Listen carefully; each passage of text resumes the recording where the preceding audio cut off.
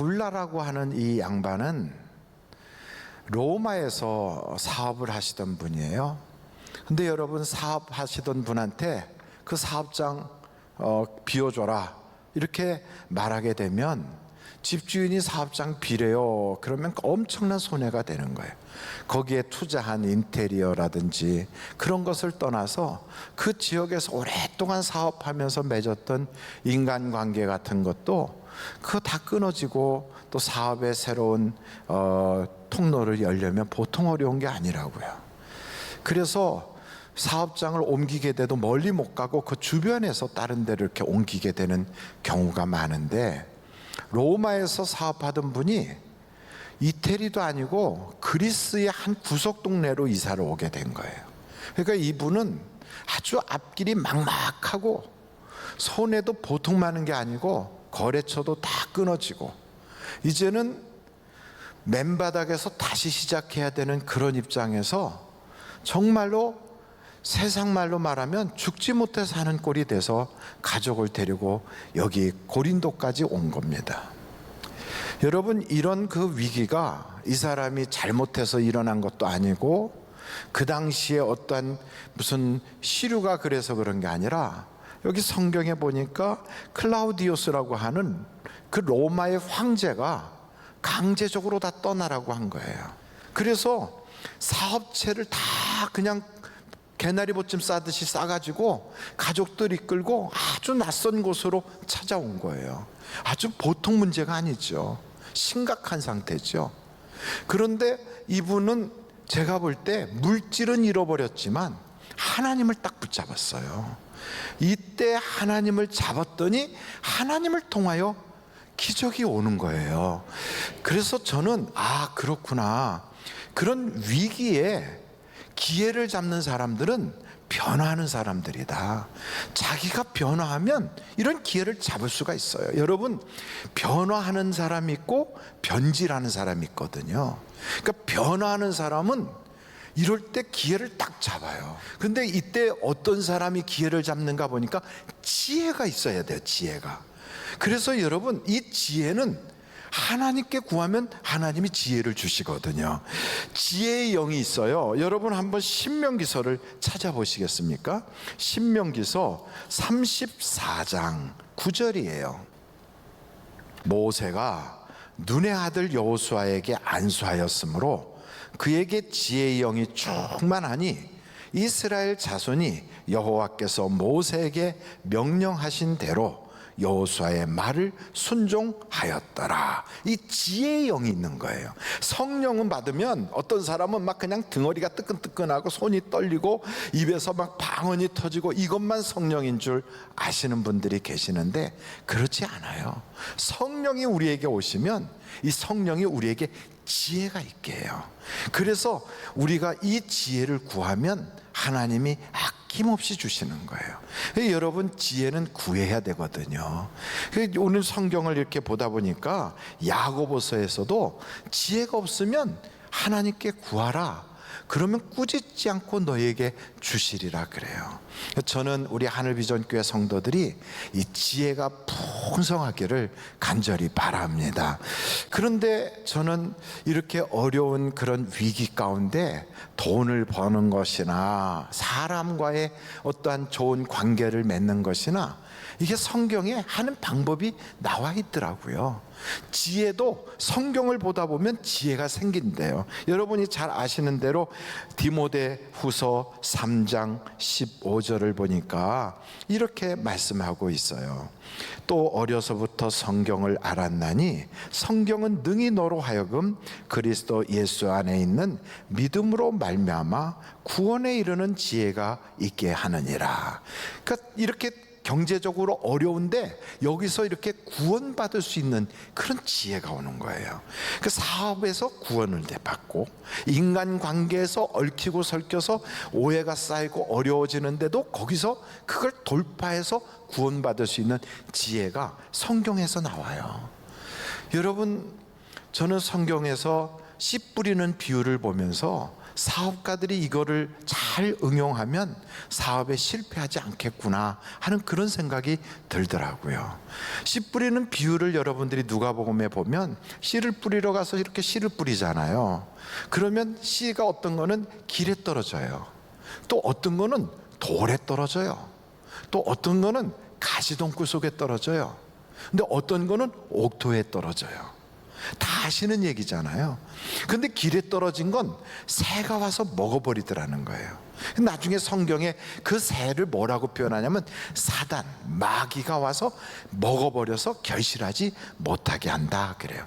여러분, 사업하려고 딱 시작할 때 시작하는 초장에 사탄이 장난을 쳐가지고 제대로 뭘 해보지도 못하고 그냥 무너져버리고 망하고 동업하는 사람하고 깨져버리고 그래가지고 그냥 시작도 제대로 못 해보고 주저앉는 사람들이 많이 있어요. 인간관계를 하려고 해도 내가 저 사람하고 좋은 인간관계를 맺어봐야 되겠다 했더니 거기에 사단이 딱 끼어들어가 가지고 아주 어긋나게 만들어서 오해만 싹트게 하고 이런 경우도 있어요. 그러면 이 사단이 틈타지 못하게 하는 방법은 도대체 뭐냐? 길이라서 그래요. 그러니까 길이니까 거기에 씨가 딱 떨어지면 새가 와서 먹잖아요. 그 길이 안 되면 되잖아요. 어떻게? 쟁기로 갈아 엎어버리면 씨가 떨어질 때 그 씨가 그 속에 쏙 들어가니까 새가 못 먹는단 말이죠. 먼저 사단이 공격할 걸 막아버리려면 내가 변화해야 돼요. 쟁기로 나를 딱딱한 마음 확 갈아엎듯이 변화하면 사업하는 사람도요, 사업가가 먼저 변해야 사업이 성공하는 거예요. 그 돌에 떨어졌다는 그거는 뿌리가 얕아가지고 해가 쬐니까 말라버리더라는 거예요. 그게 뭐냐 그랬더니 그게 여러 가지가 부족하니까 시련이 오면 금방 없어지더라고요. 막 처음엔 좋아하는데. 그래서 사업할 때 누가 동업하자고 그러고 기술적으로 좋은 사람이 함께 한다고 그러고 또 누가 돈을 댄다고 그러고 그러니까 막 신나서 그래 해보자 하자 막 이렇게 되거든요. 근데 여러분 아시다시피 남의 힘을 빌리는 건 내 것이 아니라서 뿌리가 얕아요. 남의 돈을 가지고 하려고 하는 것도 뿌리가 얕아요. 그러다가 조금 어려운 일이 생기면 그 사람 다 떠나버리면 그냥 주저앉아 버리는 거예요. 그래서 인간관계도 그래요. 뿌리가 얕으면 그러면 이게 처음엔 막 좋았다가 나중에는 망하는 거죠. 그래서 일단 무슨 사업을 하든지 내 기술로 해야 되고 내 자본으로 해야지 누가 약속했으니까 해본다든지 누가 돈 대준다고 그랬다고 한다든지 이런 것은 다 그건 별로 도움이 안 되더라는 거예요. 세 번째는 가시덩굴에 떨어진 이야기예요. 가시덩굴에 떨어질 때는 탁 떨어지니까 그늘도 지고 거기에는 거름도 많고 금방 잘 자라요. 자라는데 나중에 보니까 가시 때문에 열매가 안 돼. 가시가 뭐냐 그랬더니 염려고 향락이고 물질에 대한 빼앗긴 마음이고 이런 거라는 거예요. 여러분, 사업이 조금 잘 되면 사람이 안일해져요. 그래가지고 금방 향락에 빠지는 거예요. 돈이 좀 잘 돌아가면 놀고 싶어지고 사람이 좀 자만하게 되고 그리고 조금 괜찮아지면 그러면 이제 걱정이 돼요. 안 되면 어떡하나, 뭐가 안 되면 어떡하나 염려가 들어오는 거예요. 그래서 결국은 열매가 안 되더라는 거예요. 그러면 열매를 맺은 옥토는 어떻게 된 거냐? 그 옥토는 땅에 떨어진 씨가 오래 기다려줬더니 열매를 맺더라는 거예요. 여러분, 빨리 성공하려고 그러고 뭔가 막 금방 어떻게 해보려고 하는 조급한 마음은 안 되는 거예요. 인간관계도 그래요. 이게 잔정이 쌓여야 나중에 관계가 조금 어려워도 괜찮아 이러고 넘어가지, 그 잔정이 없이 이렇게 가다 보면 별것 아닌 일에도 오해가 생기면서 어긋나거든요. 그래서 물질도 그렇고 다 성경을 보면 성경에 그런 원리가 다 나오는 거예요. 내가 인생을 살면서 정말 다른 사람의 도움이 필요하다 그러면 룻기서 보니까 거기에 나오미가 데리고 왔던 룻이라는 여자를 보면 그렇게 살면 도움을 받는구나 이걸 알아요. 성실하게 그거 기껏해 이삭 줍는 거거든요. 그게 무슨 뭐 굉장한 게 아니거든요. 근데 그걸 아주 성실하게 아침부터 저녁까지 굉장히 꾸준히 하는 거예요. 사람들이 안 보는 것 같아도 다 봐요. 낯선 동네 가서 있으면 아무도 모른다 생각하지만 거기서도 사람들이 다 보고 있어요. 누가 봤느냐? 보아스가 봤다는 거예요. 이렇게 보면서 나중에 그 룻을 만나서 무슨 얘기하냐면, 너는 이방 여자인데 시어머니한테 그렇게 잘하는 걸 내가 보니 하나님께서도 너를 참 사랑하겠구나. 그러면서 너 다른 밭에 가지 말고 우리 밭에서 여기서 이삭을 주서라. 그리고 목마르면 여기 있는 물 떠다 먹어라. 그러면서 자기 집안에서 일하는 사람들한테, 저 여자한테 절대로 나무라지 말고 물도 주고, 그리고 혹시나 이삭을 죽기가 좀 이삭이 별로 안 나올 것 같으면 좀 뽑아서 갖다 뿌려줘라, 주워가게. 이게 보통 도와주는 게 아니거든요. 왜 그렇게 도와주느냐? 작은 일에 충성하니까 하나님이 큰 일을 맡기는 거예요. 두 번째 우리가 기억해야 될 건, 변화해야 기회를 잡을 수가 있어요. 아무리 위기에도 기회가 있지만 그 기회는 아무나 잡지 못해요. 변화하는 사람만 그 기회를 잡아요. 그런데 여러분, 성령이 있는 사람은 이 성령이 그를 변화시켜요. 근데 성령이 없는 사람은 환경을 쫓아다녀요. 그리고 자꾸만 현실과 현지에 안주하다 보니까 변질이 되는 거예요. 변질. 변화와 변질은 근본적으로 다르거든요. 성령이 없는 사람은 비대면 예배를 드린다 그러면 신앙도 까먹어버려요. 물질도 없어지는데 신앙마저 잊어버려. 얼마나 손해가 막심합니까? 물질은 잃어도 나는 신앙은 꽉 붙잡았어. 나는 주님은 확실히 잡았어.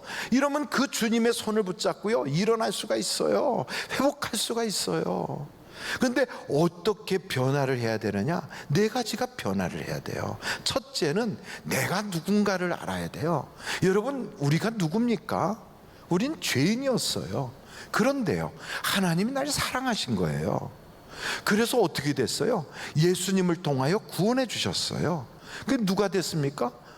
우리가 하나님의 자녀가 된 거예요. 나는 누구냐? 그러면 나는 원래 죄인이었지만 지금은 하나님의 자녀입니다. 이렇게 된 것이 바로 우리의 인생관이에요. 그러면 왜 하나님이 너를 자녀 삼아줬느냐? 자녀 삼아준 때는 목적이 있잖아요. 그러니까 목적을 모르고 살았다고요. 전에는 돈 버는 게 단 줄 알고, 행복한 게 단 줄 알고, 잘 먹고 잘 사는 게 내 인생인 줄 알았어요. 근데 그게 아니라 내게 목적이 있구나. 어떤 목적? 하나님이 날 향하신 목적이 있는 거예요. 그 목적이 나하고 일치가 될 때 하나님과 내가 한 마음이 되는 거거든요. 그럼 하나님이 날 향하신 목적이 뭐냐? 이사야서를 한번 찾아보세요. 그럼 이사야서를 찾아보시면 거기에 43장 7절에 이런 말씀이 있어요. 내 이름으로 불려지는 모든 자, 곧 내가 내 영광을 위하여 창조한 자를 오게 하라. 그를 내가 지었고 그를 내가 만들었느니라. 나를 하나님이 지으시고 만드신 목적이 있구나. 그게 뭘까? 하나님의 영광을 위하여 살라는 거구나. 그 전에는 몰랐어요. 그런 게 이런 말이 있는지도 몰랐어요. 그런데 내가 성령을 딱 받고 나니까 이제는 하나님이 날 향하신 자녀 삼으신 목적이 있는 걸 알았어요. 그렇다면 내가 살고 있는 내 집안을 어떻게 하면 하나님께 영광을 올리는 가정이 될까? 우리 가정은 예배 공동체가 돼야 되겠구나. 그래서 가정 예배를 회복시키는 거예요. 일터를 딱 보는 거예요. 일터를 보면 전에는 어떻게 하면 돈을 버나, 어떻게 하면 내가 여기서 조금이라도 더 이익을 남기나, 이것만 생각했는데 그게 아니라 이 일터에서 어떻게 하면 한 영혼이라도 더 구원할까, 전도하는 여기가 기지가 돼야 되겠다, 전도의 한 센터가 돼야 되겠다, 이런 마음을 가지고 생각하면서 하다 보면 하나님께서 그 사업장을 통하여, 그 직장을 통하여 영광을 받으시는 거지요. 그러면 다른 사람과 살아가는 방식이 다른 거예요. 여러분, 교회 와서는 어떻게 해요? 은혜만 받으면 되지 뭐, 이렇게 생각했던 그 사람이 아니야, 하나님은 날 교회 안에서도 영광 받으시길 원해. 그러면 교회에서 영광 받게 하려면 하나님이 기뻐하는 봉사자가 돼야 되겠구나. 그리고 내가 직접 봉사를 못하면 봉사하는 사람을 보고 잘하십니다, 화이팅, 힘내세요, 제가 기도해 드릴게요 하고 격려하고 응원해 주면 되는구나. 여러분, 하나님도 우리가 응원해 주길 원하거든요. 송축해 내 영혼 내 영혼아, 그러면서 주님을 찬양하는 막 그런 노래를 부르면 하나님이 막 힘이 난다는 거 아닙니까? 그러니 일하시는 교회 봉사자들을 통해 향해서도 수고하십니다, 잘하십니다, 멋있어요 막 이러면 얼마나 힘이 나겠어요. 바로 이럴 때 하나님이 우리를 통하여 영광을 받으시는 거예요. 그럼 여러분, 이렇게 정말로 하나님께서 나에게 이런 삶의 목적을 주셨는데, 그럼 이제부터는 가치가 싹 달라졌잖아요. 무슨 가치요? 세상 사람들은 돈이 최고고 행복하게 사는 게 최고라고 생각하는데, 나는 내 인생에서 가장 귀하게 여기는 가치가 달라졌어. 전에는 나도 돈 따라 살고 내 집안 식구들 건강하고 행복하면 됐다고 생각했는데, 이젠 그게 아니야. 그 뭔데? 이제는 영원한 게 진짜 중요한 거야. 이 세상 것은 다 흘러가, 다 지나가는 거야. 그리고 그것은 내 것이 아니야. 어차피 다 놓고 가는 거야. 영원한 것만이 내가 가지고 가는 거야. 이게 진짜 귀한 거지. 그러면 영원한 것이 뭐냐? 영원한 건 영혼이다, 영혼. 그러니까 영혼을 어떻게든지 내가 하나님께 준비를 해야 되겠구나. 그러려면 안 믿는 사람 볼 때 그 영혼을 구원하기 위한 전도, 이게 가치 있는 거예요. 최고로 돈 많이 벌었다 하는 것보다 더 귀한 건 한 영혼을 구원했다. 그러면 천하를 얻은 거랬잖아요. 그리고 나는 하늘의 별과 같이 빛나게 되는 것이고, 얼마나 귀합니까? 그리고 그런 영혼이 실족하여 쓰러지지 않도록 붙잡아주고, 그리고 그런 사람들이 혹시나 비틀비틀하면 가서 기도해주면서 용기를 내게 하고. 여러분, 이런 일을 할 때 하나님이 기뻐하신다고요. 그래서 우리는 그렇구나, 내 인생의 최고의 가치는 영원한 것이다, 하나님이 잘했어 하고 칭찬할 수 있는 일을 위해서 우리가 달려가는 거예요. 마지막으로는 세계관이 바뀌어야 돼요. 그래서 네 가지가 바뀌는데, 첫째는요, 내가 누군가 하는 인생관이 변해야 돼요. 두 번째는 목적이 달라져야 돼요. 세 번째는 가치관이 변하는 거예요. 세상 사람들이 보는 가치와 내가 가치 있다고 여기는 게 다르단 말이죠. 그 네 번째가 뭐냐면 세계관이 바뀌는 거예요. 우리는 이 세상에 사니까 이 세상 것이 참 중요해요. 그래서 내가 살고 있는 이 나라도 중요하고, 또 내가 살고 있는 이 땅에서의 사업체도, 그리고 어떤 문화와, 그리고 여러 가지 미풍양속도 중요하고, 정치도 중요하고, 경제 지도자들도 중요하고, 다 중요해요. 그런데 여러분, 이 모든 것은 사실은요, 다 심판받을 거예요. 이 세상은 심판을 받게 돼 있어요. 그러니까 그거는 오래 가지도 않거니와, 또 한 가지 중요한 건 진리가 아니라는 거예요. 거기는 정의가 있질 않아요. 그래서 어떤 분들은 막 정치하는 그런 사람들한테 막 목숨 걸고 막 이러는 사람이 있는데, 제가 그거 하지 마. 목숨을 걸어야 될 때 걸어야지. 왜 그런 데다 걸어? 그냥 막 아무개를 막 규탄한다고 그래요. 그거 왜 그런 일을 해? 목숨 걸려면 복음에다 걸어, 복음에다가. 목숨을 걸려면 예수님에다가 걸어, 예수님에다가. 왜? 이 세상은 어차피 온전하지 못하거든. 생각해봐. 사도 바울이 살 당시에 로마는 어땠어? 엉망이었지. 그때는 지금보다 부조리가 훨씬 심했지. 그때는 독재도 보통 독재가 아니지. 그때는 믿는 사람들 잡아다가 막 불태워 죽이고, 칼로 썰고 막 톱으로 켜고 사자가 잡아먹고, 이게 사람 사는 동네가 이래? 그런데 그런 이야기가 성경에 나와요? 안 나와. 그건 아예 거론도 안 했어. 왜? 어차피 세상은 심판받을 거니까. 그래서 거기에다 얘기를 안 하고 영원한 천국에 갈 수 있는 길을 막 소개하는 거야. 예수 믿어야 구원받아요. 복음을 받아야지 구원받아요. 살 길은 복음에 있어요. 이거 이야기하잖아. 우리도 우리의 인생을 탁 걸 때는 예수님밖에는 없어.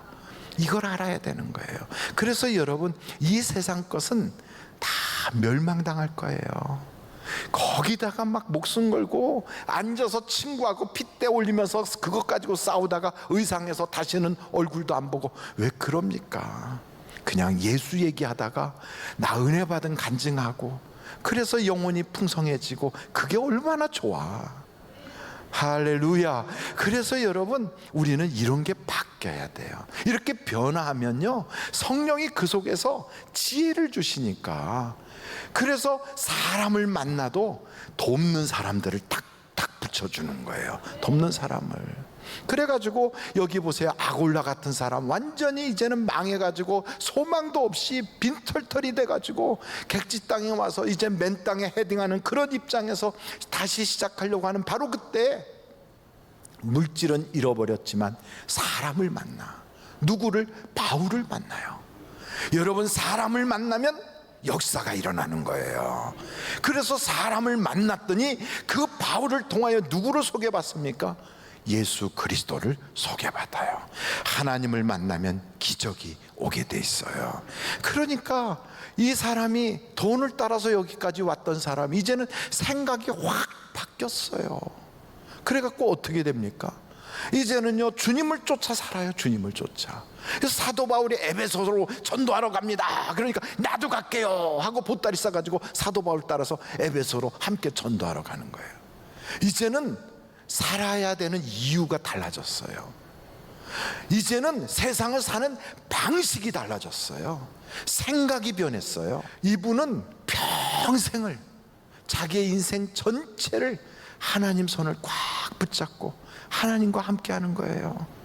여러분, 이렇게 하나님의 손에 붙잡힘 받아서 하나님과 함께 하면요, 하나님의 동업자가 되거든요. 하나님이 인생을 책임져 주는 거예요. 위기가 와도 하나님이 피할 길을 주시고, 문제가 있으면 하나님이 더 좋게 간증으로 바꿔주시고.